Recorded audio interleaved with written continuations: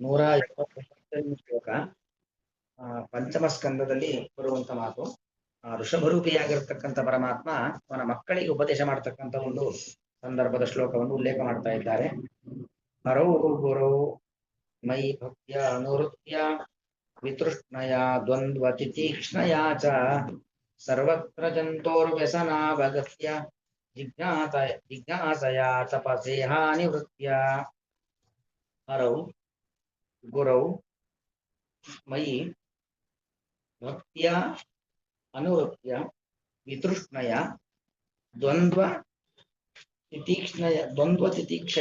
ತಿತಿಕ್ಷಯ ಚ ಸರ್ವತ್ರ ಜಂತೋಃ ವ್ಯಸನಾವಗತ್ಯ ಜಿಜ್ಞಾಸಯ ತಪಸ ಈಹಾನಿವೃತ್ಯ.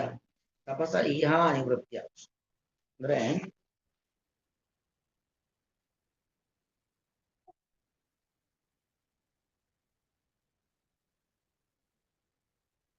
ಯಾವ ರೀತಿಯಲ್ಲಿ ನಮ್ಮ ಆಚರಣೆ ಇರಬೇಕು, ಅದು ಋಷಭರೂಪಿಯಾಗಿರ್ತಕ್ಕಂಥ ಪರಮಾತ್ಮ ತನ್ನ ಮಕ್ಕಳಿಗೆ ಉಪದೇಶ ಮಾಡತಕ್ಕಂಥ ಸಂದರ್ಭ.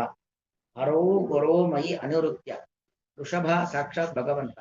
ಹಾಗಾಗಿ ಹರೌ ಗುರೌ, ನಾನು ಸಾಕ್ಷಾತ್ ಪರಮಾತ್ಮನೂ ಹೌದು, ತಂದೆಯಾದದ್ದರಿಂದ ನಿಮಗೆ ಗುರುಗಳು ಹೌದು. ಹಾಗಾಗಿ ಹರಿಯಾದಂತಹ ಗುರುವಾದಂತಹ ಮಯಿ ನನ್ನಲ್ಲಿ ಭಕ್ತಿಯನ್ನ ಮಾಡಬೇಕು. ಅನುವೃತ್ಯ ನಿರಂತರವಾಗಿ ಸೇವಾ. ಅನುವೃತ್ತಿ ಶಬ್ದಕ್ಕೆ ಸೇವೆ ಅಂತ ಅರ್ಥ. ಆ ಭಕ್ತಿ ಮಾಡುವಾಗ, ನಿರಂತರವಾಗಿ ಭಗವಂತನ ಸೇವೆ ಮಾಡುವಾಗ ಯಾವುದೇ ಫಲಾಪೇಕ್ಷೆ ಇರಬಾರದು. ವಿತೃಷ್ಣ ಅಂದ್ರೆ ವಿಗತ ತೃಷ್ಣ ಅಂತ ಅರ್ಥ. ಅಂದ್ರೆ ಯಾವುದೇ ಫಲಾಪೇಕ್ಷೆ, ತೃಷ್ಣ ಅಂದ್ರೆ ಬಯಕೆ, ವಿತೃಷ್ಣ ಅಂದ್ರೆ ವಿಗತ ತೃಷ್ಣ, ಫಲಾಪೇಕ್ಷೆಯನ್ನ ಬಿಟ್ಟು ಅಂತ ಅರ್ಥ. ವಿತೃಷ್ಣಯ ಮತ್ತು ದ್ವಂದ್ವ ತಿತಿಕ್ಷ್ಣಯಾಚ. ದ್ವಂದ್ವ ತಿತಿಕ್ಷ ಶಬ್ದಕ್ಕರ್ಥ ಸುಖ ದುಃಖ ಎಲ್ಲವನ್ನೂ ಕೂಡ ಸಹಿಸಿಕೊಳ್ಳುವುದು.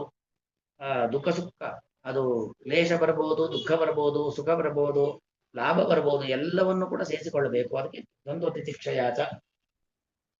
ಇದನ್ನೆಲ್ಲ ಮಾಡ್ತಾ ಭಗವಂತನಲ್ಲಿ ಭಕ್ತಿ ಮಾಡಬೇಕು.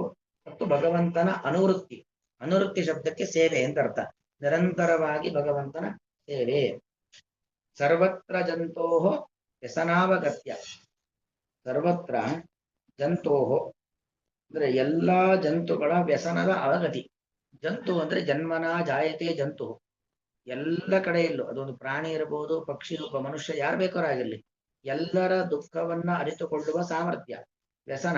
ವ್ಯಸನ ಅಂದ್ರೆ ತೊಂದರೆಗಳು, ಕಷ್ಟ ಕಾರ್ಪಣ್ಯಗಳು, ಅದನ್ನ ಅವಗತಿ ಶಬ್ದಕ್ಕರ್ಥ ತಿಳಿಯೋದು ಅಂತ ಅರ್ಥ. ವ್ಯಸನಾವಗತ್ಯ ವಿವಿಧ ಕ್ಲೇಶ ಅಸ್ತಿ ಇತಿ ಜ್ಞಾನಪೂರ್ವಕ ವಿಚಾರ ಅಂತ ಅರ್ಥ. ಅಂದ್ರೆ ಒಬ್ಬೊಬ್ಬರಿಗೆ ಒಂದೊಂದು ರೀತಿಯಾಗಿರತಕ್ಕಂಥ ತೊಂದರೆಗಳು, ತಾಪತ್ರಯಗಳು ಇದ್ದೇ ಇರುತ್ತೆ. ಅದನ್ನ ಅರಿತುಕೊಳ್ಬೇಕು. ಅದು ಅರಿತು ಅವರ ಕಷ್ಟಕ್ಕೆ ಸ್ಪಂದಿಸುವುದು ಅಂತ ಅರ್ಥ. ಸರ್ವತ್ರ ಜಂತೋಹ, ಎಲ್ಲರಲ್ಲಿಯೂ ಕೂಡ ವ್ಯಸನ ಅವಗತಿ. ವ್ಯಸನ ಶಬ್ದಕ್ಕೆ ದುಃಖಗಳು, ಕಷ್ಟ ಕಾರ್ಪಣ್ಯಗಳು ಅಂತ ಅರ್ಥ. ಅದನ್ನು ತಿಳ್ಕೊಳ್ಬೇಕು. ಜಿಜ್ಞಾಸಯ, ಇದರ ಜೊತೆಗೆ ಜಿಜ್ಞಾಸ, ಬ್ರಹ್ಮ ಜಿಜ್ಞಾಸ, ನಿರಂತರವಾಗಿ ಭಗವಂತನನ್ನ ತಿಳಿಯುವ ಇಚ್ಛೆ.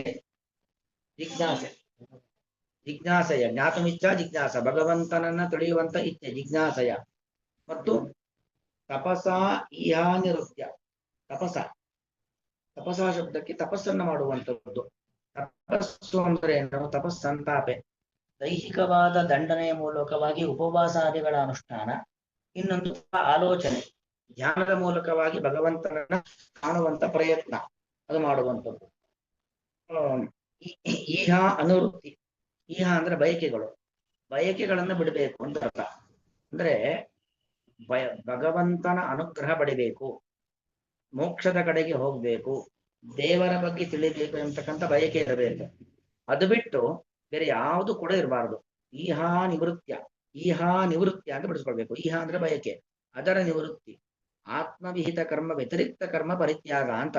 ಅಂದ್ರೆ ಭಗವಂತನಿಗೆ ಸಂಬಂಧಪಟ್ಟಂತ ಕರ್ಮಗಳನ್ನ ಮಾಡಬೇಕು.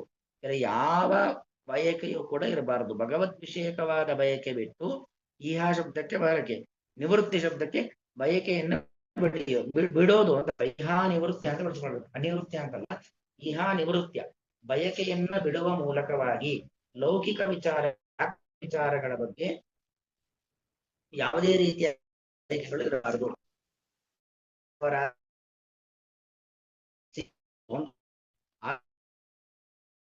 ಆತ್ಮನ ಕರ್ಮಣ ಇತ್ಯಾಹು ಉತ್ತಮ ಅಂದ್ರೆ ಅಂತ ಅರ್ಥ. ಬಯಕೆ ಇರಬಾರದು ಅಂದ್ರೆ ಏನು? ಭಗವಂತನಿಗೆ ಸಂಬಂಧಪಟ್ಟಂತ ಬಯಕೆ ಇರಬೇಕು.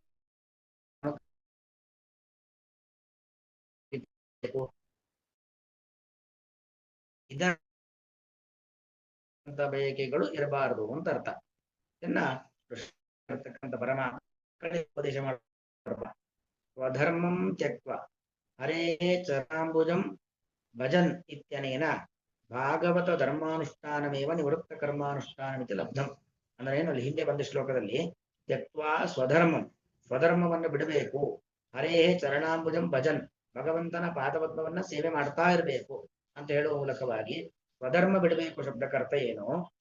ಪ್ರವೃತ್ತ ಕರ್ಮವನ್ನ ಬಿಡಬೇಕು, ನಿವೃತ್ತ ಕರ್ಮವನ್ನ ಮಾಡಬೇಕು ಅಂತ. ಅಲ್ಲಿಗೆ ಭಾಗವತ ಧರ್ಮಾನುಷ್ಠಾನಮೇವ ನಿವೃತ್ತ ಕರ್ಮಾನುಷ್ಠಾನಂ, ಭಗವಂತನಿಗೆ ಸಂಬಂಧಪಟ್ಟ ಕರ್ಮ, ಭಗವಂತನ ಭಜನೆ, ಭಗವಂತನ ನಾಮಸ್ಮರಣೆ, ಇದೇ ನಿವೃತ್ತ ಕರ್ಮ. ಫಲಾಪೇಕ್ಷೆಯನ್ನು ಬಿಟ್ಟು ಇದನ್ನು ಮಾಡೋದು ನಿವೃತ್ತ ಕರ್ಮ.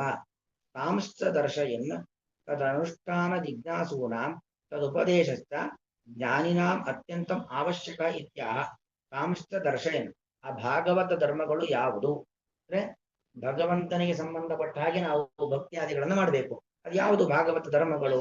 ತದನುಷ್ಠಾನ ಜಿಜ್ಞಾಸೂನಾಂ, ಭಾಗವತ ಧರ್ಮಗಳನ್ನು ಅನುಷ್ಠಾನ ಮಾಡಬೇಕು ಅನ್ನೋ ಇಚ್ಛೆ, ಆ ಜಿಜ್ಞಾಸೆ, ಅದು ಯಾವುದು ತಿಳ್ಕೊಳ್ಬೇಕು ಅಂತ ಇಚ್ಛೆ ಇರುತ್ತೆ, ತಿಳ್ಕೊಂಡು ಮಾಡಬೇಕು ಅಂತ ಇಚ್ಛೆ ಇರುತ್ತೆ. ಅಂತ ಜಿಜ್ಞಾಸುಗಳಿಗೆ ತದುಪದೇಶಶ್ಚ ಜ್ಞಾನಿನಾಂ ಅತ್ಯಂತಂ ಅವಶ್ಯಕ, ಅವರಿಗೆ ತಿಳಿಸೋದು ಅತ್ಯಂತ ಅವಶ್ಯಕ ಎಂಬ ಕಾರಣದಿಂದಾಗಿ ಈ ಶ್ಲೋಕವನ್ನ ಇಲ್ಲಿ ಒಂದಷ್ಟು ಬರುತ್ತೆ. ಋಷಭನ ಉಪದೇಶವನ್ನೇ ಒಂದಷ್ಟು ಬರುತ್ತೆ. ಅಂದ್ರೆ ಎಲ್ಲ ಭಾಗವತ ಧರ್ಮಗಳನ್ನು ನಿರೂಪಣೆ ಮಾಡತಕ್ಕಂಥದ್ದು. ಹರೋ ಗುರೋವಿಧಿ ಪುತ್ರಾನ್ ಪ್ರತಿ ಸಾಕ್ಷಾತ್ ಭಗವತಃ ಋಷಭಸ್ಯ ವಚನಂ, ತನ್ನ ಮಕ್ಕಳನ್ನು ಕುರಿತು ಸಾಕ್ಷಾತ್ ಋಷಭರೂಪಿಯಾಗಿರ್ತಕ್ಕಂಥ ಪರಮಾತ್ಮ ಹೇಳ್ತಕ್ಕಂಥ ಮಾತು. ಹರವು ಮಹಿ ಗುರೌಚ ಭಕ್ತ್ಯ, ಹರುವ ಹರಿಯಾಗಿರುವಂತ ನನ್ನಲ್ಲಿ ಮತ್ತು ಗುರೌಚ ಗುರುವಾಗಿರುವಂತ ನನ್ನಲ್ಲಿಯೂ. ಯಾಕಂದ್ರೆ ಅವರಿಗೆ ಅವನು ಭಗವಂತನೂ ಹೌದು, ತಂದೆಯೂ ಹೌದು. ಹಾಗಾಗಿ ಗುರುವಾದಂತ ನನ್ನಲ್ಲಿ ಅನುವೃತ್ಯ ಭಕ್ತ್ಯ, ಭಕ್ತಿಯನ್ನ ಮಾಡುವ ಮೂಲಕವಾಗಿ, ಅನುವೃತ್ಯ ಸೇವೆಯ ಮಾಡುವ ಮೂಲಕವಾಗಿ, ಜಿಜ್ಞಾಸೆಯ ಬ್ರಹ್ಮ ವಿಚಾರವನ್ನು ಮಾಡುವ ಮೂಲಕವಾಗಿ, ಈಹಾ ನಿವೃತ್ಯ ಮೋಕ್ಷ ಸಾಧನ ಅತಿರಿಕ್ತೇಶು. ಈಹಾ ಶಬ್ದಕ್ಕೆ ಬಯಕೆ ಅಂತ ಅರ್ಥ. ಬಯಕೆಯನ್ನ ನಿವೃತ್ತಿ ಅಂದ್ರೆ ಬಿಡಬೇಕು ಅಂತ ಅರ್ಥ. ಬಯಕೆ ಬಿಡಬೇಕು ಅಂದ್ರೆ ಮೋಕ್ಷದ ಬಯಕೆ ಬಿಡಬೇಕು ಅನ್ನೋ ಅರ್ಥ ಅಲ್ಲ. ಮೋಕ್ಷ ಪಡಲಿಕ್ಕೆ ಸಂಬಂಧಪಟ್ಟಂತ ಭಗವತ್ ತತ್ವಜ್ಞಾನ ಅದನ್ನ ಬಿಡಬೇಕು ಅಂತ ಅರ್ಥ ಅಲ್ಲ. ಅದರ ಬಯಕೆ ಬಿಡಬೇಕು ಅಂತ ಅರ್ಥ ಅಲ್ಲ. ಮೋಕ್ಷದ ಬಯಕೆ ಬೇಕು. ಭಗವತ್ ತತ್ವ ಮೋಕ್ಷ ಪಡಲಿಕ್ಕೋಸ್ಕರವಾಗಿ ಭಗವತ್ ತತ್ವಜ್ಞಾನವನ್ನ ಸಂಪಾದಿಸ್ಬೇಕು ಅಂತ ಬಯಕೆ ಬೇಕು. ಆ ಬಯಕೆ ಬಿಟ್ಟು ಬೇರೆ ಬಯಕೆಗಳು ಇರಬಾರದು ಅಂತ. ಇದರ ಮೂಲಕವಾಗಿ ಭಗವಂತನ ಆರಾಧನೆ ಮಾಡಬೇಕು. ಅಲ್ಲಿಗೆ ನೋಡಿ, ಭಾಗವತ ಧರ್ಮಗಳು ಯಾವುದು ಅಂದ್ರೆ ಆ ಭಗವಂತನಲ್ಲಿ ನಿರಂತರವಾದ ಭಕ್ತಿ, ಇದೊಂದು ಭಾಗವತ ಧರ್ಮ. ಗುರುಗಳಲ್ಲಿ ನಿರಂತರವಾಗಿರತಕ್ಕಂತಹ ಗುರುಗಳ ಸೇವೆ, ಅವರಲ್ಲಿ ಭಕ್ತಿ ಮತ್ತು ಅವರ ಸೇವೆ, ಇದೊಂದು ಭಾಗವತ ಧರ್ಮ. ಸರ್ವತ್ರ ಜಂತೋಹ ವ್ಯಸನ ಅವಗತ್ಯ, ಎಲ್ಲರ ಕಷ್ಟಕ್ಕೆ ಪ್ರತಿಸ್ಪಂದಿಸುವಂಥದ್ದು. ಆ ಒಂದು ಶುದ್ಧವಾದ ಅಂತಃಕರಣ, ಒಂದು ಮತ್ತೊಬ್ಬರ ಕಷ್ಟಕ್ಕೆ ಸ್ಪಂದಿಸುವಂತ ಒಂದು ನಿರ್ಮಲವಾದ ಮನಸ್ಸು, ಅದು ಬೇಕು. ಅದೊಂದು ಭಾಗವತ ಧರ್ಮ. ದೇವರನ್ನು ತಿಳಿಯುವಂತ ಇಚ್ಛೆ, ಜಿಜ್ಞಾಸ ಮತ್ತು ತಪಸ, ದೈಹಿಕವಾದ ತಪಸ್ಸು ಮತ್ತು ಬೌದ್ಧಿಕವಾದ ತಪಸ್ಸನ್ನು ಮಾಡುವಂಥದ್ದು, ಬಯಕೆಗಳನ್ನು ಬಿಡುವಂಥದ್ದು, ಇದೆಲ್ಲವೂ ಕೂಡ ಭಾಗವತ ಧರ್ಮ. ಅದನ್ನು ಈ ಶ್ಲೋಕ ಹೇಳ್ತಾ ಇದೆ. ಹರಿಯಾದಂತ